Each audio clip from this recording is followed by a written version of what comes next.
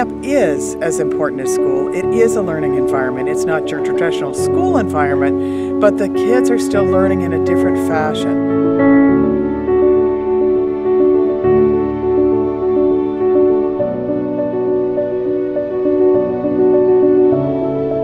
Horseback is like something it's totally scary when you want to try something new, you want to go outside your comfort zone.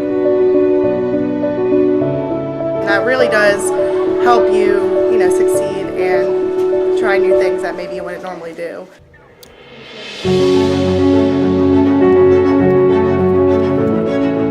It's an environment where they build self-esteem from their accomplishments.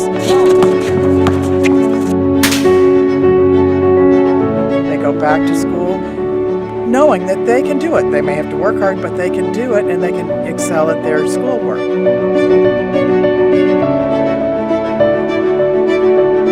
At camp, you don't judge. They accept you for who you are.